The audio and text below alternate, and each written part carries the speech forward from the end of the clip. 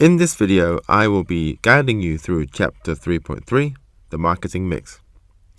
This section will be split into 4 parts. Part 1 will be focusing on product. And here are the syllabus statements. Firstly, what is a product? A product is a good or service being produced and sold in the market. It needs to satisfy consumer needs and wants. It can even stimulate new wants. It needs to be designed and perform reliably, and the quality has to align with the brand. And there are many brands out there that tries to establish a unique selling point. In order for a business to develop new products, they need to 1. Generate some ideas, then select the best ideas for more research, then they decide whether it's going to be successful or not, develop a prototype, test it, and then there'll be a full launch. So the advantages and disadvantages of development of these products are as follows. The advantages is that it creates a brand new unique selling point. The risk is then spread amongst their product portfolio. They could potentially charge higher prices due to this unique selling point, and also brand image and brand reputation will increase. However, the disadvantages are that research can be very expensive, especially when it comes to technology products like the iPhone. Investment is also expensive because you have to buy capital goods. Customers might not actually want your product, therefore it will be a waste of resources. So moving on to the role of packaging. Packaging is very important as it protects the product. So for instance, an Easter egg has packaging that protects its egg. So if you drop it on the floor, it will not get damaged. Secondly, packaging can also provide information such as nutritional facts like calories, total fat, cholesterol, sodium, etc., etc. Next, packaging helps customers to recognize the brand name and the logo of what they are buying. This will help attract new and old customers. So for example, a Cadbury's Easter egg will have their packaging colored purple and red.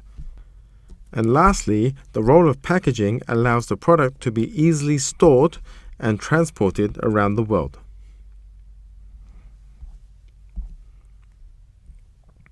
Moving on to the product life cycle. The first stage of the product life cycle is development. This is when products go through prototype testing and research. With regards to promotion, there will be no promotion, no advertising, no sales have been made, and is usually developed in secret. The second stage of the product life cycle is introduction. In this case, Steve Jobs introducing the first iPhone in 2007. This is its initial launch, and the sales will grow slowly. So, very high levels of promotion will need to be used in order to inform consumers about the new product. High levels of advertising to attract and inform customers about the new product. This will establish and maintain brand image to remain competitive. They can use price skimming strategies in order to cover their initial research and development costs if there are no competitors in the market. The third stage of the product life cycle is growth. So this is when over time, sales start to grow rapidly. So this is when, again, high levels of promotion is used to inform customers about the new product. This is when, again, high levels of advertising is used to attract new and old customers. And due to a high level of marketing, the business is able to establish and maintain its brand image to remain competitive within the market. And lastly, prices may have to be reduced due to new competitors entering the market. Our fourth stage of the product life cycle is when sales slow and competition intensifies. This is when businesses start adapting their pricing strategies to reflect the stage of the product life cycle, such as competitive pricing and promotional pricing.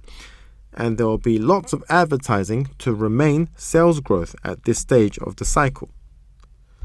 Stage 5 of the product life cycle is saturation.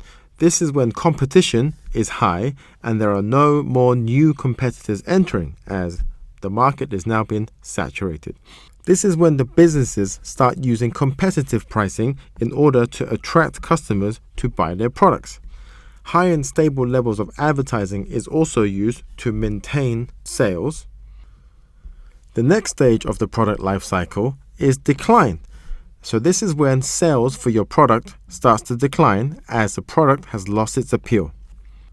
Since everyone either has the product or does not want the products will be withdrawn from the market. Prices of the product will have already been reduced that it becomes unprofitable to make, and advertising is reduced or stopped. So how do businesses extend the product life cycle of their products? So they can introduce new variations of their product.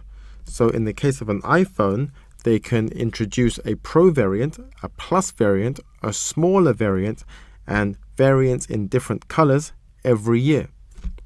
They can sell into new markets or different countries.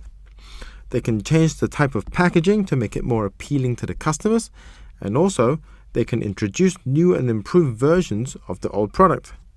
Again, iPhone. I hope that helped. I hope you guys have a good day. Bye-bye.